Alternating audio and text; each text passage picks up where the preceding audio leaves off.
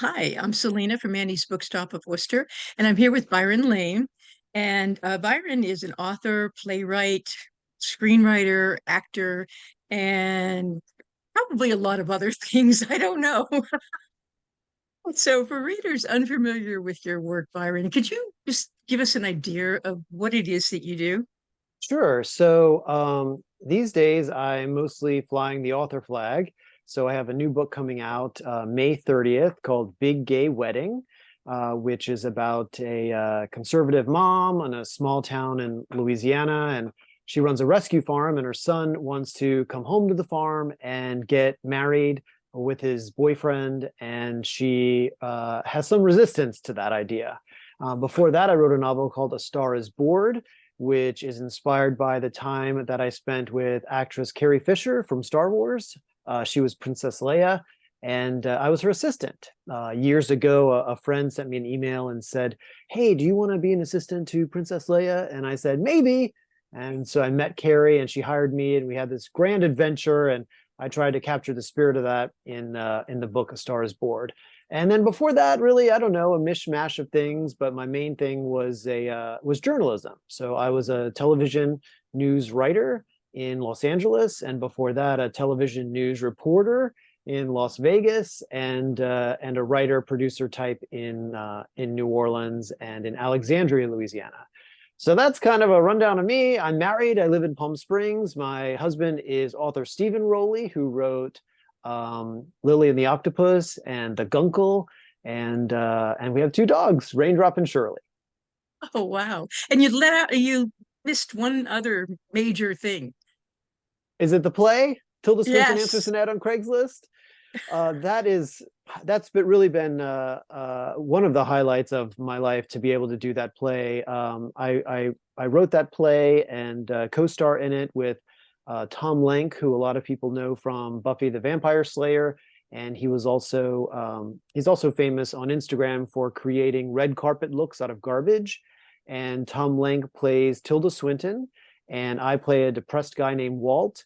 And Tilda is sort of a modern day Mary Poppins. She pops into Walt's life, helps him address some issues he's having with his family and his partner, and then she kind of fixes him up a little bit, maybe makes a little bit more of a mess along the way, and then she flies out of his life again. And that's been so fun. We did that twice at Edinburgh Fringe.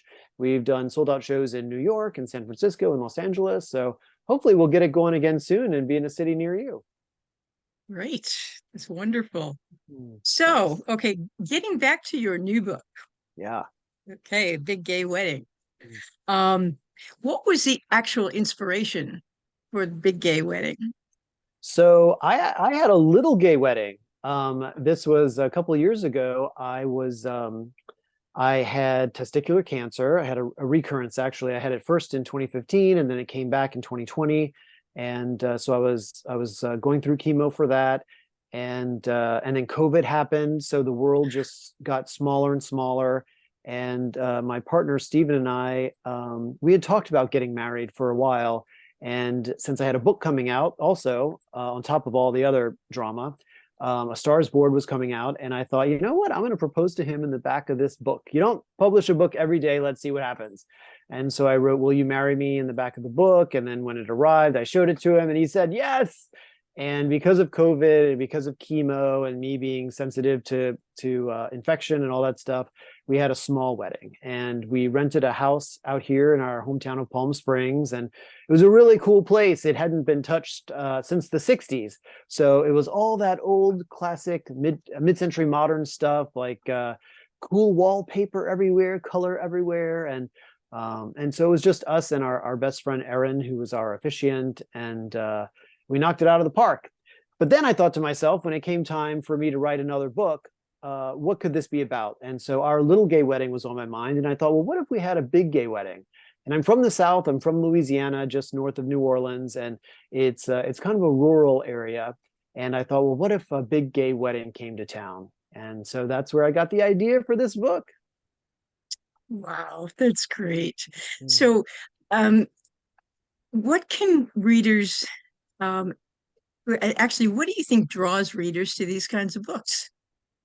Well, I try to write books that have a lot of heart and humor. And it strikes me that I like to read things like that because I like to live my life like that. Life is already full of, we have our everyday stressors, we have our disappointments, we have our heartbreaks, we have our profound heartbreaks with death and whatnot. And so to bring in some love and some light and to sometimes cast things that maybe seem bad in a light that that makes them more of lessons, that kind of thing. That's enriched my life, looking at life that way, that things can be teachers, not just setbacks. And so I try to bring all that to these stories. I try to bring it to A Star is Born. I try to bring it to Big Gay Wedding, where we have these rich characters who are experiencing all kinds of things in their life. And maybe in the beginning, it seems like a real downer for them, but through the course of their experiences with each other and with the typical things we have to go through in life, they come to realize that maybe things aren't so bad. Maybe things are actually really lovely. And so hopefully readers are drawn to that and can appreciate some of the parallels with our real life. That's great. Now, I know that a lot of books are being banned, and I would I was wondering about yours. Mm. No, it's kind of, first of all, that's so sad. The banning of books is it's sad and it's also so ridiculous. Hmm. Um, Yeah, but mine hasn't been banned.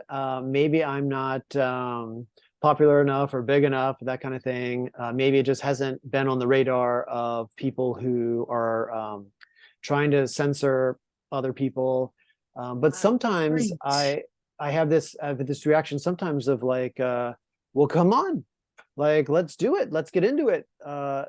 In some ways, books that are banned, I think, uh, sometimes I get excited because it brings attention to them, and sometimes it's needed.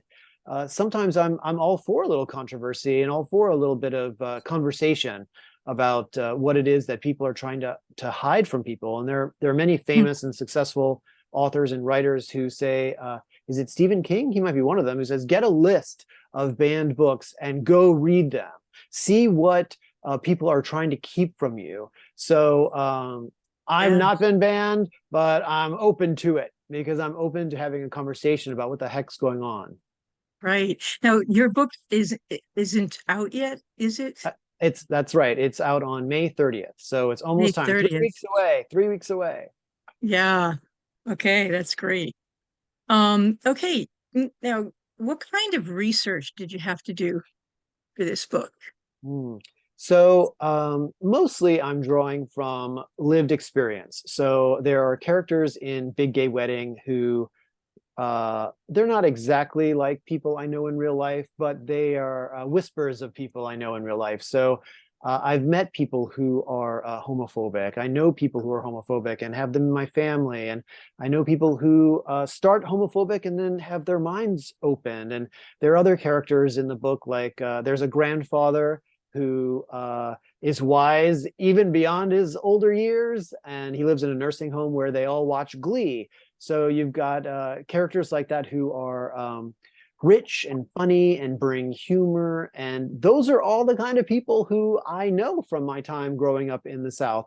Um, the people who live in New Orleans and the New Orleans area are, for the most part, really big-hearted, kind people, and they're also polite, and that's a trait in the South. And so in Big Gay Wedding, there's a farm called Polite Society Ranch, and our main character, Chrissy, she runs this farm, and it's a farm for misfit animals. So most of the character work and I think the emotional beats of the story are things that I pulled from my real life. But to bring some of those animals to life, you've got a pig who hates dirt, and you've got a three-legged sheep. I did have to do some research on that to find out, like, how long do sheep live? What do they eat?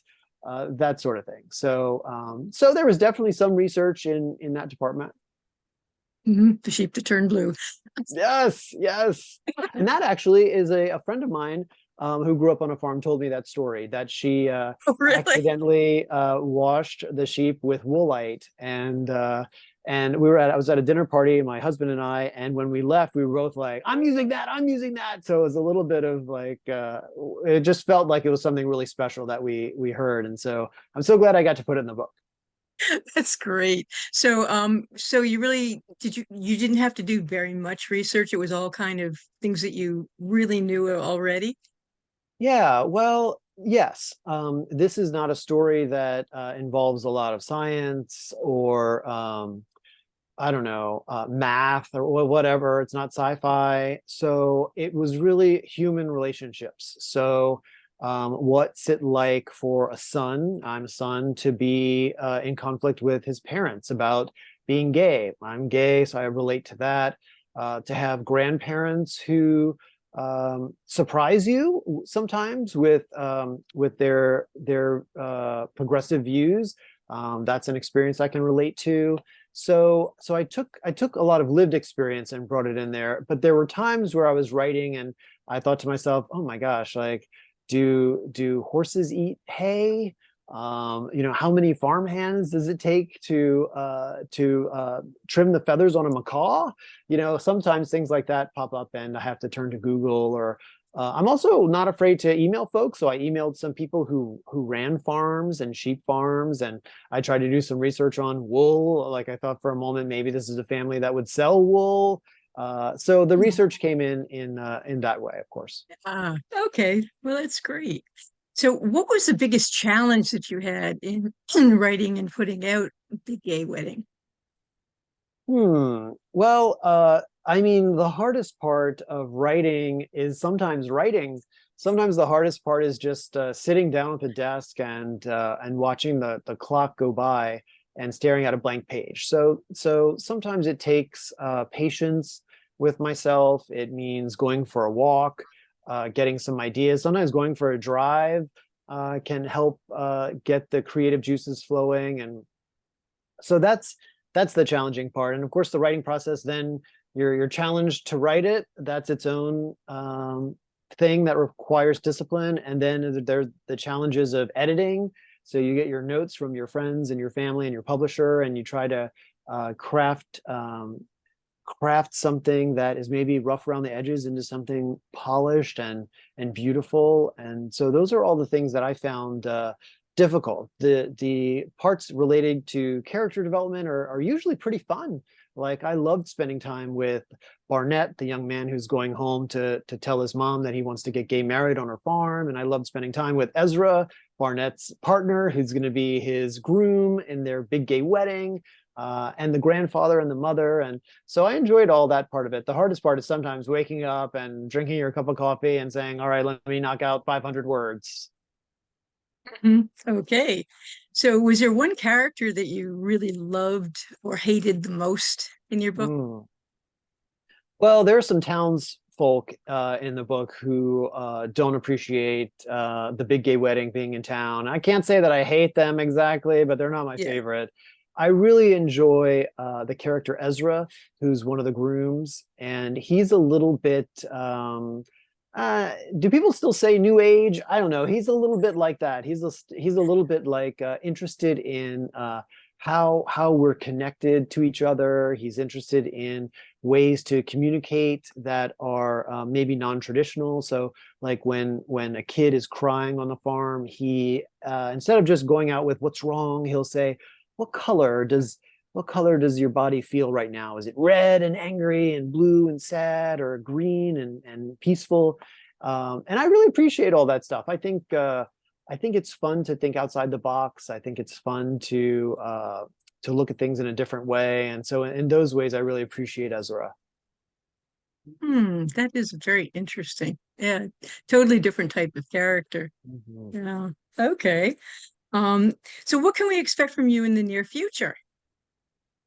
Gosh, I guess that kind of goes back to my whole thing of sitting at the desk. I got to get to work. I have some ideas for a third book, and I'm kind of kicking those around with my agent and my publisher, and seeing what bubbles up and what I can work on next. But I'm also trying to turn Big Gay Wedding into a film, so I'm writing the screenplay for that. Great. And my first book, A Star Is Born, is was optioned, and so I'm developing that for TV. And so hopefully there'll be some more for me soon.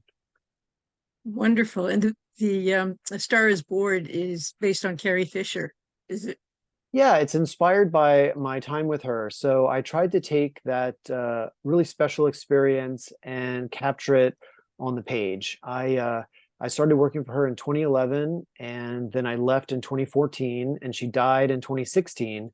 And after she died, I posted a little tribute on Facebook. It was very simple, just a few pictures, and talked a little bit about how much she meant to me. And people responded so positively that I thought, well, wow, maybe there's more here to share.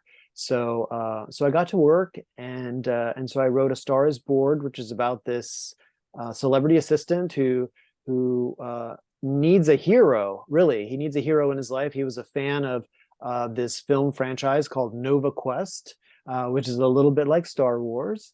And its hero, the hero in Nova Quest, is a character named Priestess Talara, which is sort of like a Princess Leia type. And so Hmm. this guy Charlie, he's at a low point in his life, and he meets this actress he admires, and she takes him under her wing. And the trouble is, she's troubled herself. So here you've got this wide-eyed guy who's with his hero, and she needs an assistant in more ways than one. She needs to find someone who can help her with her sobriety and help her with her own personal struggles. And so the two of them relate to each other in this way that's they're both connected by their isolation. He's isolated by his depression, and she's isolated by her fame, and that sort of becomes their common language. And they go on this adventure together, and both come out changed in the end. And I'm really grateful that I got to tell that story of Charlie and Kathy, and that people responded so well. And the New York Times called it wildly funny, and other places commented on how it was so heartfelt. And that really means a lot to me, to have a story that's both funny and funny and full of feeling. Hmm. That sounds wonderful. Yeah, great. Thank So you. now I have questions for you about being a writer. Okay. What is your favorite part about being a writer on the whole writing and publishing process? The creative part. So just being able to be free at the computer, and people talk a little bit about yeah, well, I guess like meditation. So when you clear your mind and you're able to just kind of be present, sometimes in that state, writing can be really fun and engaging. You lose yourself, you lose a sense of time, and that's my favorite part: getting lost, forgetting to eat sometimes because you're so into your story, and then suddenly you've written a couple thousand words, and you're like, what? Like, where did this all come from? So that's really my favorite part: being lost in the story, lost in the process. It's like traveling in time, or being a fly on the wall in some other person's life, that kind of thing. So are you a pantser or a outliner? I'm more of an outliner, but I'm open to pantsing. I'm open to pantsing when needed. So I kind of have a general idea of where things are going and the beats of the story. But if I'm in the middle of something and I think, and this happens a lot, oh, this could be its own chapter, then I let it, and we go on that journey. And sometimes, and also I recognize sometimes the outline is not the outline is just a guide. So Mhm. if the story and the characters are speaking to me in a different way, Right. then we'll go in a different way. And sometimes working off of an outline can be frustrating if you start to feel like, oh, I'm not hitting it. I don't know how to get there. But I found that discipline and just forcing yourself to write, sometimes you find the answers that way. And so those little surprises are just little treasures. Hmm. Yeah, sometimes the characters do tell you, no, no, no, I don't want to do that. Yes, isn't that magical? It's so Yeah, cool. it is really cool. So, what has been your favorite adventure during your writing career? Wow, that's a great question. You know, for me, the adventure of this whole thing has really been an emotional adventure. It has Mhm. been so beautiful to connect with people who appreciate the work. Um, Already, what's happening is so in Big Gay Wedding, I'm getting some tweets and some Instagram stories that highlight little things in the book, something a character said, something a character did, and it means so much because usually those moments are ones that I care about so much, and things that I wanted the character to say or the reader to feel, and that people respond to that means a lot. And in A Star Is Born, for example, there's a therapist character, and she doles out some little bits of wisdom here and there. And I bought the ebook version of my own book to see what sections people were highlighting, and to see that they're highlighting those so they can come back to them later and remember them. That's been one of the most rewarding parts, is that I'm able to share some thoughts, and that people are able to respond to them and enjoy them, and it just makes me feel connected, and reminds me that really at the end of the day, we're all one, and we have so much in common. Great. Mm. So, what is the greatest lesson that you've learned during your writing career? Maybe it's just keep going. Um, Keep going, keep going. I often say to people, I'm cheering you on, and I really do mean it. So people out there who are wondering, can I write a book? Can I write a screenplay? Can I write a play? Can I go to grad school? Can I get through this semester? Sometimes it's, can I get through these parents who aren't treating me right, things like that. I really think there's something to be said for the phrase "keep going" and hang in there and keep following your heart. And that's something that's really paid off for me when people have encouraged me to keep writing, don't give up, um, ask for help when you need it, seek wisdom where you need it. But that's my advice, and what I have learned has been the most fruitful for me in my career, to just keep going, just keep going. So, you've been getting emails from people asking for your advice, asking for your help. Isn't that crazy? I think it's a little bit Wow. crazy, but because I'm just some guy. I'm talking to you from my bedroom. It's like I don't know what I'm doing either. You must But be doing something right. I don't know. If people think that, cool, and if people have questions about it, cool. I'm happy to try to share what I've learned here and there. And I'll be 45 soon, and so I guess there are things that we learn along the way. And I often think about young people. So like, there's a friend of mine named Austin who I met because he read and enjoyed A Star Is Born. And sometimes when life can seem really big, or I get really worried about will people respond to this book? Will they like it? I think about Austin, and I think about people who've been so kind to me. And sometimes I'll say to myself, you know what? I'm just writing this book for Austin. People who just kind of make the world a little bit smaller. But I do think we all have something magical to offer. And I could ask you the same thing. Like, what's your piece of advice? And maybe I should. Will you tell us? Do you have a piece? And I think it's so. I think we all have something to offer. We all have like a piece of the big puzzle. Don't you think? Yeah, I think we do. Yeah. Um, and so that is your piece of advice you would want to offer for new writers or um for any other writers. Just keep Yeah. going. Yeah, keep going. And you know what? I'm not even sure that's just for writers. Like, keep going in wherever your heart is Ah, leading you. good And point.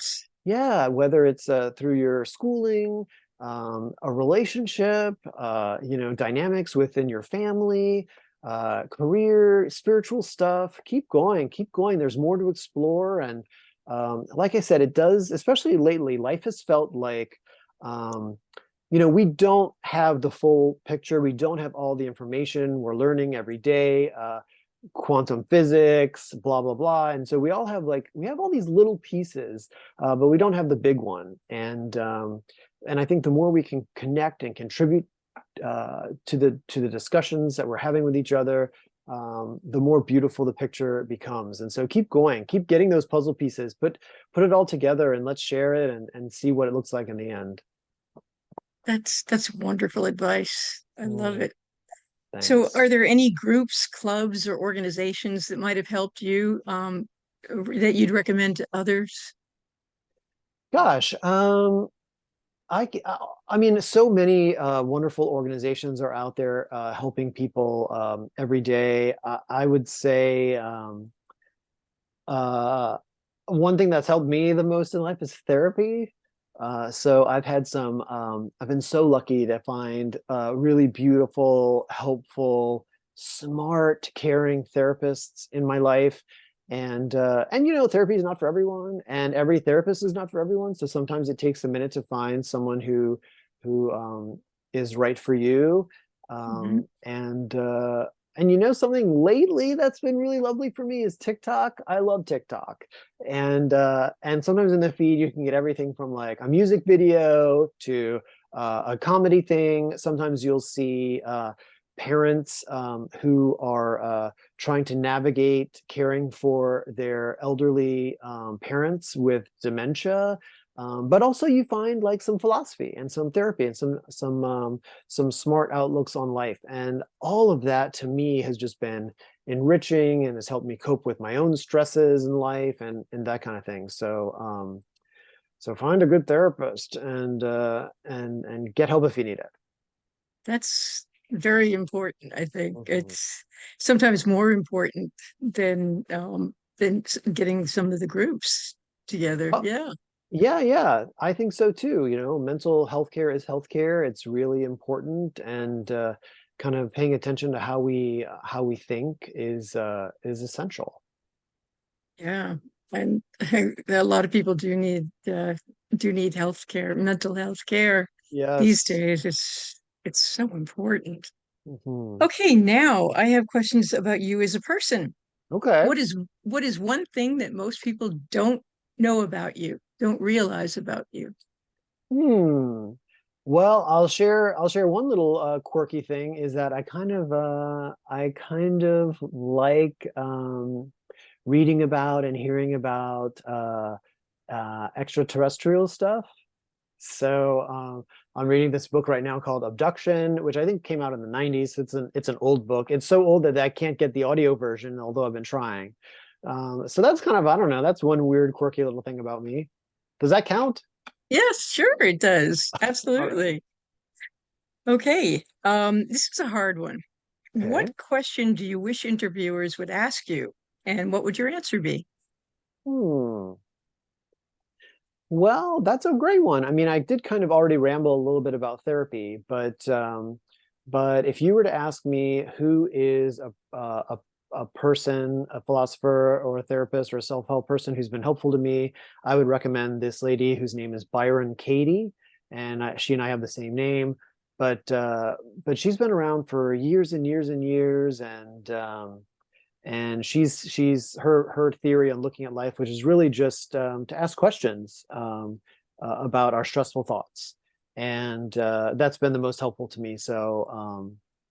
Okay. I would say that's one of the most helpful things. Finding her process has been one of the most helpful things in my whole life, and so if you were to ask me that, I would say, well, look up Byron Katie, see what that's all about, see if it's helpful to you. It's not for everyone. Okay. That's great. So, what is or are your passions when you're not writing, and how do you make time for the things that you love? Gosh, well, can I be passionate about naps? Honestly, I love Yes. naps. I love naps. I love my dogs, Raindrop and Shirley. They're both rescues, and they're big dogs. So Raindrop's 45 pounds and Shirley's 65 pounds. So we you know, we're their my husband Steve and I, we're their dads, we're their trainers. We're trying to keep it all going, and so every morning we go for a long walk, and that's a highlight of my day often. And so those are my big things. But I love traveling. I especially love traveling with Steven. We've gone to Italy for a couple times, So I keep it pretty simple. I love to read. I love movies. I like to rewatch movies from when I was a kid, mostly like Goldie Hawn stuff. She's one of my favorites. So that's kind of my life. I like to just kind of chill and spend some time with the family and then take a nap every afternoon if I can do it. Sounds great to me. Mm. As far as your dogs go, do they help or hinder you when you're trying to write? Oh my gosh. Well, that certainly depends. If we get a delivery, it's a hindrance because they both are barkers and passionate about keeping the house safe and people away from the house. They don't like the mail carrier. But but other than that, it's very sweet. They're very sweet. So these long walks we take in the morning are to wipe them out so that Steven and I can spend the day focused on work. And they're great. They'll come and they'll lay in the bed. I have a little desk next to my bed, and sometimes they'll go lay with Steve in his office. And sometimes it inspires us to keep going because we think to ourselves, well, I don't want to wake the dog up. Maybe I got another couple hundred words in me. So in that way, they're cheerleaders. Oh, yes, of course. Okay. So what does your writing space look like? It's pretty boring. It's just a desk with a laptop. I do have a jar, like a giant pickle jar, with all of my He-Man action figures from when I was a kid, and those are all very special to me. I had a really active imagination when I was a kid, and so all those He-Man characters, they kind of feel like family. Like I feel like we kind of grew up together. So I love those guys.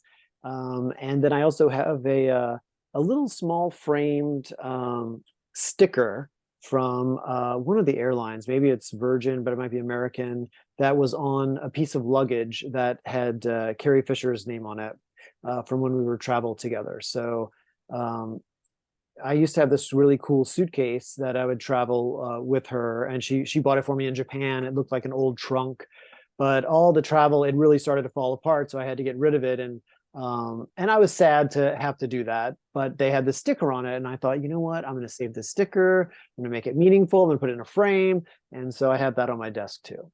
Ah, great. Are there any foods or drinks that you need to have with you when you're writing? I wouldn't say need. Definitely, there's no food, but I usually have coffee around. I've been drinking black coffee lately, which is a change for me, but that's been I think a good change. And I also am a little bit of a soda addict, so I do try to drink caffeine free, so I'm not up all night, and so that I can Hmm. still take my naps. But so usually I have a little either coffee or caffeine free Diet Pepsi. It's one of my favorites. Okay. And when you're writing, do you prefer music or silence? And if it's music, what type of music? Music would just be piano. So like Apple Music has this channel called Piano Chill. But I also sometimes listen to theta frequencies, which is just like lovely humming and maybe like a little piano every now and then. Or like sometimes it's like synthesizers, like feels a little bit like an 80s movie. But mostly it's just quiet. Like I just like it to be nice and quiet, nice and easy. And I'm really lucky because I'm married to a writer, so he likes it quiet too. And so in that way, our house is a good space for writing, for creating. Aha, okay. Hmm. So I have two more questions for you. Okay. One is where can people find your work aside from Annie's Bookstop of Worcester? And Yes, I always have to give a plug for Annie's. You we can love Annie's. yeah, you can get Byron's books at Annie's if you call us at 508-796-5613, and we do mail excuse me, we do mail order books. And you could also email us at orders@anniesbooksworcester.com. And where else can people find your books? So wherever books are sold, and I encourage everyone to support Annie's and other independent bookstores. It's so important. And I'm on Twitter and Instagram under Byron Lane, and my website is byronlane.com if you want to find me that way. And you just answered my last question, Yay! which What was is it about? Do I have a website? no, it's how can we follow your work and share your awesomeness? Oh, I appreciate that. Yeah, that's it. That's it. I'm on all the socials, including TikTok. I make some crazy And, TikToks. and your visual just froze for a minute. Oh, oh That was no. it. That was the last one. Oh, good. Okay, we did it. We did it. So, anyways, Byron Lane, thank you. Thank you Oh, very much thank you. for joining me, Thank you for chatting with me. I appreciate it. and Of good luck course. with Big Gay Wedding. Thank you. Thank you so much.